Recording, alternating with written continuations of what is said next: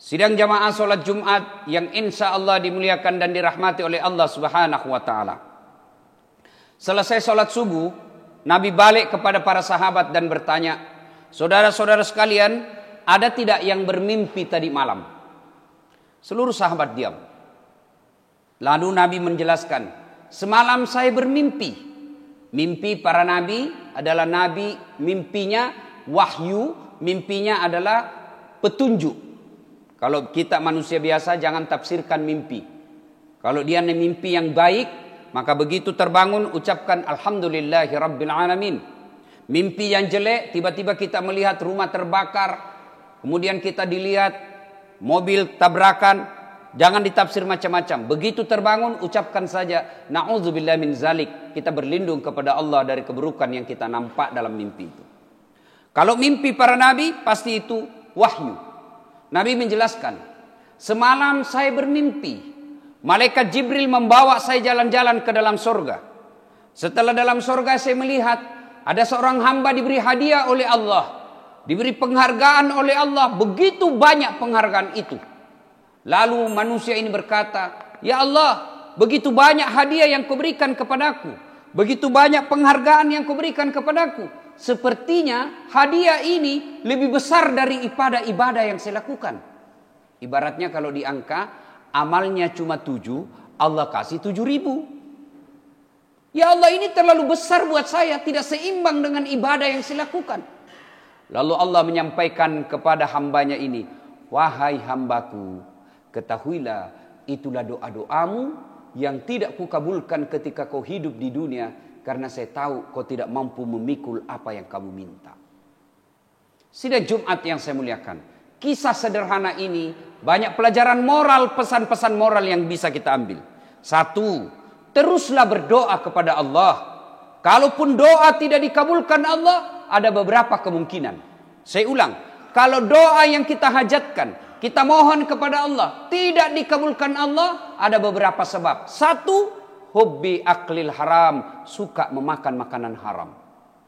Kalau bapak berdoa, ya Allah sembuhkan orang tuaku, ya Allah perbaiki ekonomi rumah tanggaku, ya Allah bahagiakan rumah tangga saya, kok tidak dikabulkan? Salah satu sebabnya, ayo koreksi, bagaimana yang bapak makan?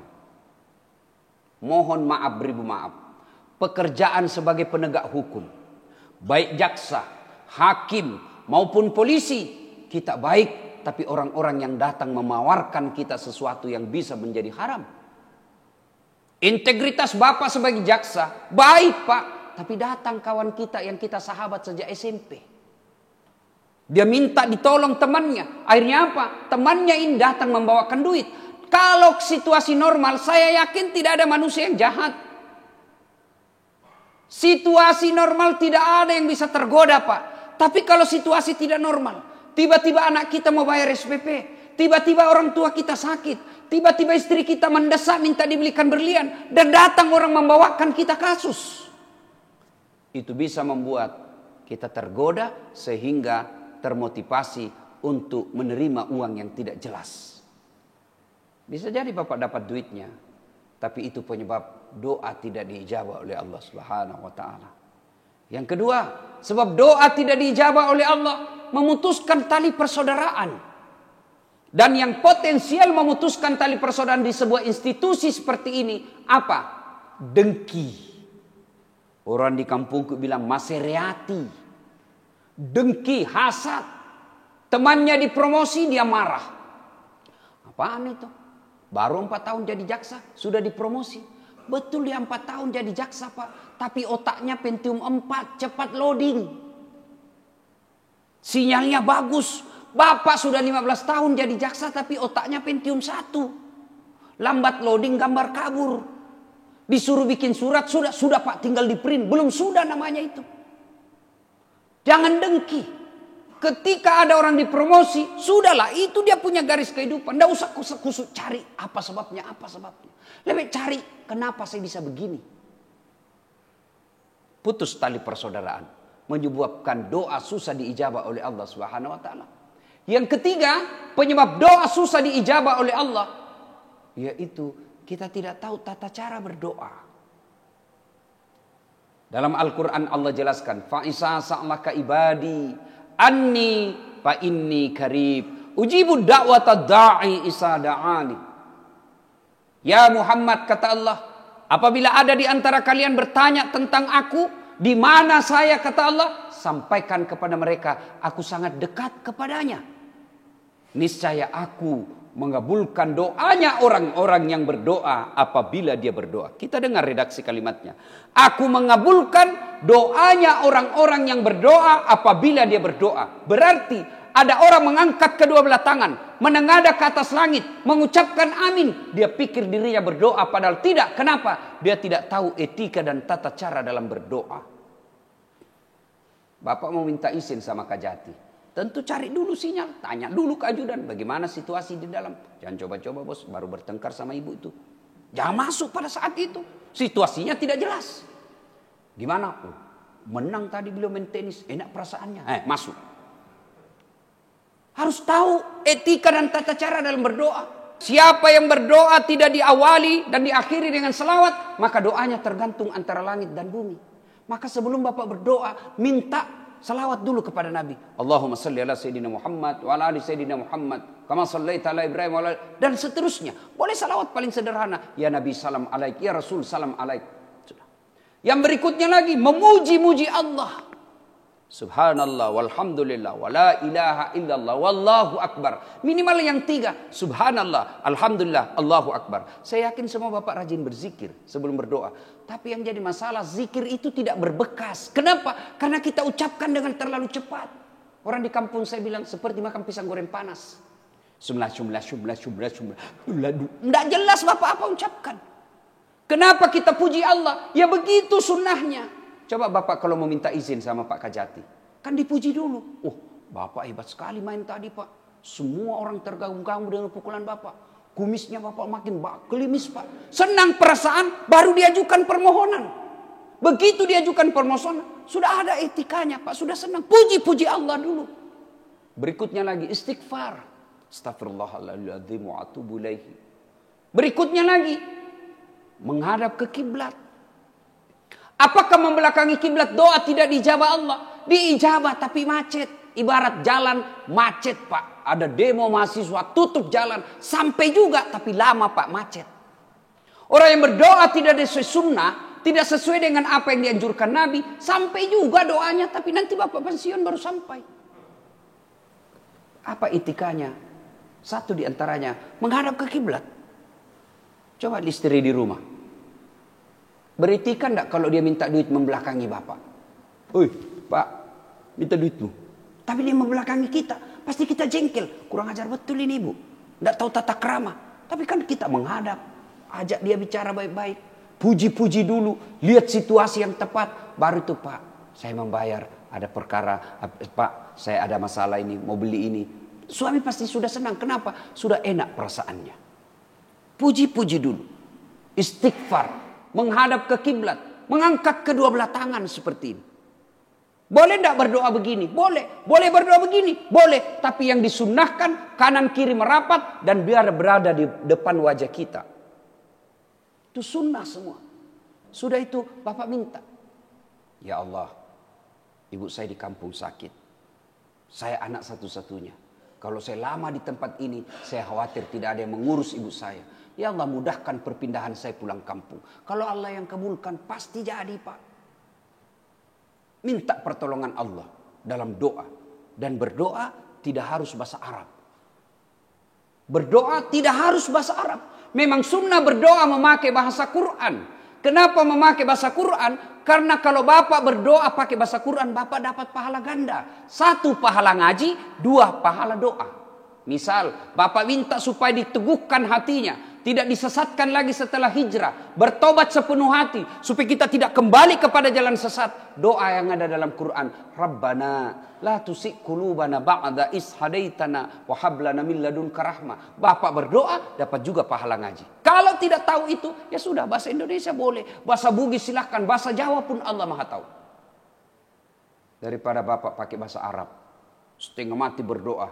Bingung malaikat. Kenapa? Lain di hati, lain di bibir. Bapak minta doa kesembuhan dari penyakit. Ternyata Bapak yang baca doa. Bapak membaca doa minta hujan. Kan bingung malaikat. maka tidak harus memakai bahasa Arab. Silahkan memakai bahasa ibu.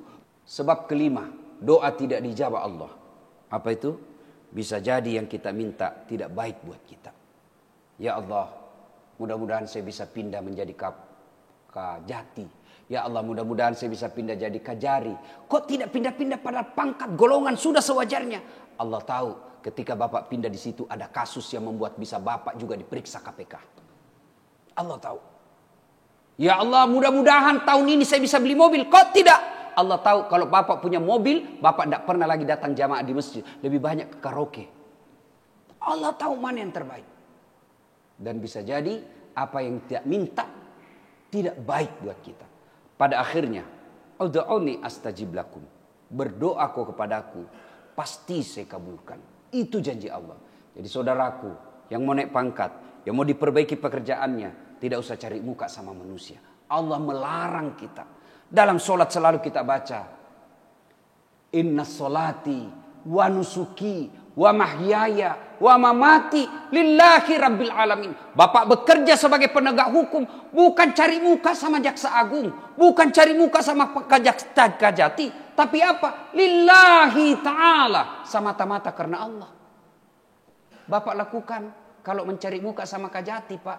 10 diperintah, 9 yang benar, 1 salah, yang 1 ini dipersoalkan. Bodoh memang kamu. Sudah master, sudah doktor hukum, masa kau tidak tahu? Padahal 9 yang benar.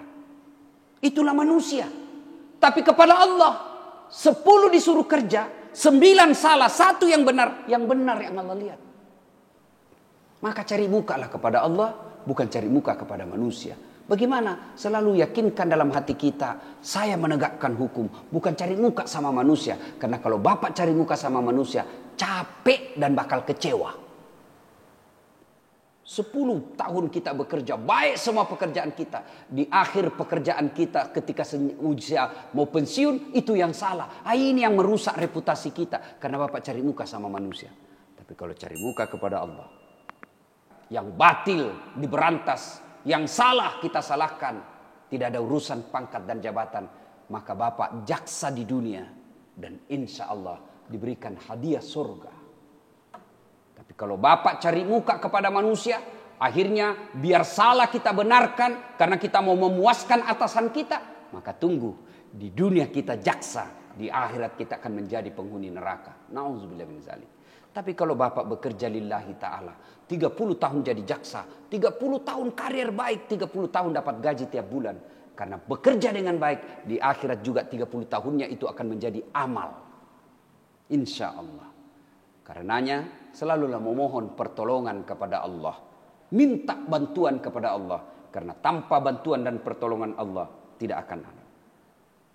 Terakhir saya berpesan kepada kita semua. Jabatan selama apapun pasti ada akhirnya. Kajati berawal dari jaksa biasa. Naik terus. Kajati. Naik lagi jaksa agung. Naik lagi jaksa ini, jaksa ini. Apa endingnya? Pasti pensiun. Pasti pensiun. Jabatan ada masa akhirnya. Tapi tanggung jawabnya bukan cuma di dunia, tapi sampai di akhirat kelak. Tidak mungkin kita bisa menjadi penegak hukum yang baik tanpa hidayah dan pertolongan dari Allah.